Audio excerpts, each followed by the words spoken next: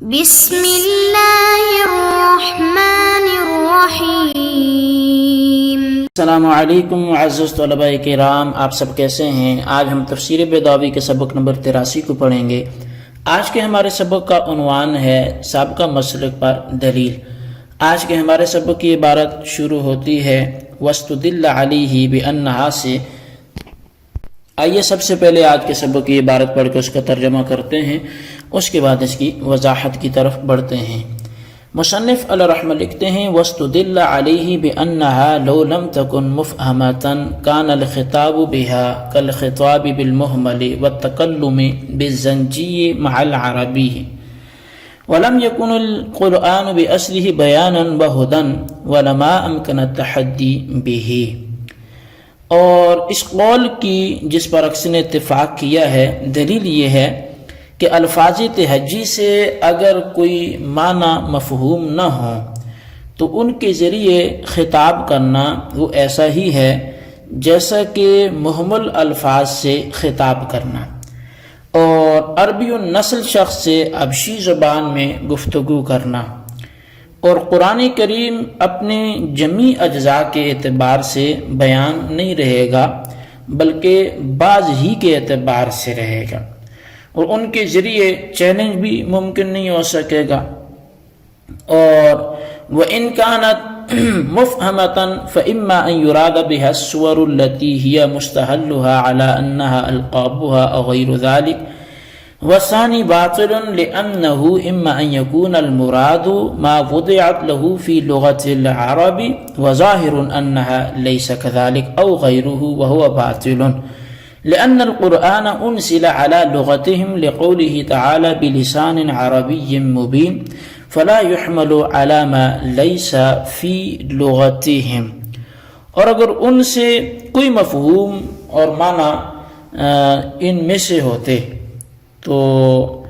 پھر ان معنی سے مراد یا تو وہ صورتیں ہیں جن کے شروع میں یہ الفاظ تہجی ان کے القاب ہونے کی حیثیت سے واقع ہیں، یا ان معنی سے جو ہے وہ غیر مراد ہوگا، تو ثانی صورت تو باطل ہے، اس لیے کہ ان الفاظ سے مراد یا تو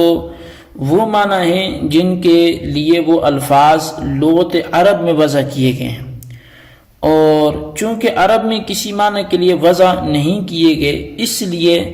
ظاہر ہے کہ یہ معنی مراد نہیں، یا غیر ما وضع لہ فی العرب مراد ہوں گے، اور یہ بھی باطل ہے، اس لیے کہ قرآن عربی لغت پر نازل ہوا ہے، جیسا کہ اللہ تبارک و تعالی نے ارشاد بھی فرمایا کہ بلسان عربی مبین، لہذا ان الفاظ کو ایسے معنی پر محمول نہیں کیا جائے گا جو لغت عرب میں نہ ہو۔ لا يقال لما لا يجوز ان تكون مزیدۃ للتنبیہ والدلالة على انقطاع كلام واستئناف آخر كما قاله قطرب۔ اور یہ نہ کہا جائے کہ کیوں نہیں ہو سکتا کہ یہ الفاظ تہجی تنبیہ اور ایک کلام کو ختم ہونے اور دوسرے کلام کے شروع ہونے پر دلالت کرنے کے لیے بڑھا دیے گئے ہوں، جیسا کہ قطرب کی رائے بھی ہے۔ جی طلبہ کرام، یہ تھی ہمارے آج کے سبق کی عبارت، اس کا ترجمہ، اور آئیے اب اس سبق کی باقاعدہ وضاحت کی طرف ہم بڑھتے ہیں۔ اب اس مسلک کو ثابت کرنے کے لیے دلیل ذکر کر رہے ہیں۔ مسلک چونکہ ہم نے گزشتہ سبق میں پڑھا جس پہ اکثر کا اتفاق بھی تھا، تو دلیل کا حاصل یہ ہے کہ یہ الفاظ تہجی دو حال سے خالی نہیں ہیں، یا تو کسی معنی پر بحسب الوضع دلالت کریں گے یا نہیں کریں گے۔ دوسری شک تو باطل ہے، کیونکہ اگر اس شک کو مان لیتے ہیں تو ان متشابہات کے ساتھ بندوں سے خطاب کرنا ایسا ہی ہوگا جیسا کہ الفاظ محملہ کے ساتھ خطاب کرنا،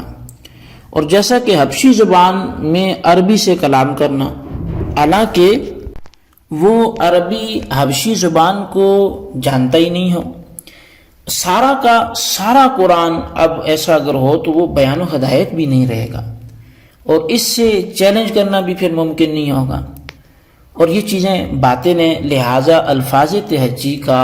دال علی المعنی نہ ہونا بھی باطل ہے۔ تو پھر پہلی شک ثابت ہے، لیکن پہلی شک کے اندر بھی دو صورتیں ہیں، یا تو یہ کہ ان سے مراد وہ صورتیں ہیں جن کے شروع میں یہ الفاظ آ رہے ہیں، اور مراد لینے کی بنیاد یہ ہے کہ یہ صورتوں کے نام ہیں، اور یا یہ غیر صور مراد ہوں گی ان سے، یعنی غیر صورتیں مراد ہوں گی، ان کے یہ نام نہیں ہوں گے۔ غیر صور ہونا تو باطل ہے، اس لیے کہ جب غیر صور مراد ہوں گی تو پھر اس کی دو صورتیں ہوں گی، یا تو وہ غیر ایسے معنی ہوں گے کہ جن کے لیے یہ اسماء کلام عرب میں وضع کیے گئے ہیں، یا ایسے معنی ہیں کہ جن کے لیے کلام عرب میں وضع نہیں کیے گئے بلکہ عجم میں وضع کیے گئے ہیں، اور یہ دونوں شکیں باطل ہیں۔ اول شک تو اس لیے باطل ہے کہ بعض لوگوں کا یہ کہنا ہے کہ یہ الفاظ تہجی عرب میں کسی چیز کے لیے وضع ہی نہیں کیے گئے، اور بعض کا یہ کہنا ہے کہ اپنے مسمیات کے لیے وضع کیے گئے۔ اگر پہلے قول کو لیا جائے تب تو کچھ کہنا ہی نہیں، لیکن اگر ثانی قول کو لیا جائے تو زیادہ سے زیادہ یہ بات ہوگی کہ ان کی مسمیات مراد ہیں، لیکن مسمیات مراد لینے میں بظاہر کوئی فائدہ نظر نہیں آتا، اگرچہ اشارہ ایقاظ و تنبیہ کی طرف ہو جاتا ہے۔ اور ثانی شک اس لیے باطل ہے کہ قرآن پاک کا عربی زبان میں ہونا نص قرآنی یعنی بلسان عربی مبین سے ثابت ہے، جس کے معنی یہ ہے کہ قرآن کے کلمات ایسے معنی پر دلالت کریں گے جن کے لیے وہ کلمات عربی زبان میں وضع کیے گئے ہیں۔ پس اگر غیر عربی پر محمول کیا جائے تو نص قرآنی کے خلاف لازم آئے گا۔ پس جب یہ ساری شکیں باطل ہیں تو پھر وہ شک یعنی اسماء صور ہونا ثابت ہے۔ بظاہر یہ معلوم ہوتا ہے کہ قاضی صاحب بھی اس مسئلے کی تائید کر رہے ہیں، لیکن اگر قاضی صاحب کی عبارت پر غور کیا جائے تو دلیل کا ذوف میں سمجھ میں آتا ہے۔ تو وہ اس طور پر کہ قاضی صاحب نے سب سے آخر کی شک یعنی غیر عربی مراد لینا باطل کر دیا ہے۔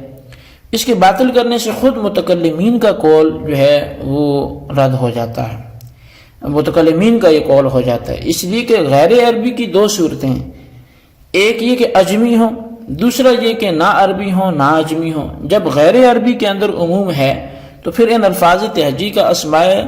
صور ہونا یہ باطل ہے، اس لیے کہ یہ الفاظ تہجی عربی میں نہ تو صورتوں کے لیے وضع کیے گئے اور نہ عجمی میں ایسا ہوا ہے، اور جب عربی کا انتفاع ہو گیا تو صورتوں کا غیر موضوع لہو فی العرب ہونا ثابت ہو گیا۔ بس الفاظ تہجی کو اسماء صور قرار دینا ایسا ہے جیسے لفظ عربی بول کر غیر عربی مراد لینا، حالانکہ آپ غیر عربی مراد لینے کو باطل کر چکے ہیں، لہذا آپ کا دعویٰ خود آپ کی دلی سے باطل ہو رہا ہے۔ بہرحال لا یقال سے ایک اعتراض نقل کر رہے ہیں، لیکن اس اعتراض کی 7 نوعیتیں ہوں گی۔ اعتراض یہ کہ آپ کا یہ کہنا کہ اگر یہ کسی معنی پر دلالت نہیں کریں گے تو 3 خرابیاں لازم آئیں گی، تسلیم نہیں ہے یہ بات، کیونکہ ہم مانتے ہیں کہ یہ الفاظ تہجی بحسب وضع کسی معنی کے لیے وضع نہیں کیے گئے، مگر پھر بھی وہ 3 خرابیاں لازم نہیں آتی۔ بائیں طور پر کہ ان الفاظ تہجی کو محض تنبیہ اور انقطاع کلام پر دلالت کے لیے زائد مان لیا جائے، جیسا کہ قطرب نحوی اس کا قائل ہیں۔ قطرب نے یہ کہا کہ جب اہل عرب کوئی طویل مضمون لکھتے ہیں تو جملوں کا سلسلہ ختم ہونے کے بعد ایسے الفاظ لکھ دیتے ہیں جو ما قبل اور ما بعد کے کلام سے تعلق نہیں رکھتے، اور جن کو ذکر کیا جاتا ہے وہ یہی الفاظ تہجی ہیں، اور مقصد ان کے ذکر کرنے کا یہ ہوتا ہے کہ یہاں پر ایک کلام ختم ہو گیا اور دوسرا کلام شروع ہو رہا ہے۔ تو دیکھیں اگر یہ بات مان لی جائے تو باوجود اس کے کہ یہ الفاظ تہجی انقطاع کلام کے لیے وضع نہیں کیے گئے، مگر پھر بھی خطاب بالمحمل اور تکلم بالزنجی کی حیثیت نہیں ہوگی، لہذا پہلی شک کے اندر 3 خرابیاں لازم نہیں آئیں گی۔ قطرب یہ کون تھا؟ یہ سیبویہ کا شاگرد ہے، اور یہ اس کا اصل نام نہیں ہے، نام تو اس کا محمد ہے، اور قطرب اس کا لقب ہے، اور یہ لقب بھی سیبویہ نے ہی دیا، اور وہ اس طرح کہ یہ شخص سیبویہ کے دروازے پر شاگردوں میں سب سے پہلے پہنچتا تھا، تو سیبویہ اس سے کہتا تھا کہ ما انت الا قطرب اللیل، یعنی تم تو رات کے وہ کیڑے ہو جو روزی کی تلاش میں ساری رات چلا کرتے ہیں، تو ایسے ہی قطرب طلب علم میں ساری رات چونکہ کوشاں رہتا تھا تو اس لیے قطرب بول دیا گیا۔ تو بہرحال جی یہ ہمارے آج کے سبق کی عبارت، اس کا ترجمہ وضاحت تھی، اس کو اچھی طرح سمجھیں۔ آئندہ اسی کے حوالے سے مزید گفتگو جاری رہے گی۔ تو آج کے سبق ہم یہیں پہ موقوف کرتے ہیں۔ آپ بالخصوص خلاصہ لکھنے کے ساتھ ساتھ ان سوالات کے جوابات بھی ضرور لکھیں۔ سوال نمبر 1 یہ کہ وَاسْتُدِلَّ عَلَيْهِ سے کس مسلک پر دلیل پیش کی جا رہی ہے، اور سوال نمبر 2 یہ لا یقال سے کون سے اعتراض کا دفعیہ کیا جا رہا ہے۔ اعتراض مع جواب تحریر کرے۔ اللہ تبارک و تعالیٰ سے دعا ہے جو کچھ ہم نے پڑھا سنا سے یاد رکھنے کی توفیق نصیب فرمائے۔ آمین بجاہ النبی الامین صلی اللہ علیہ وسلم۔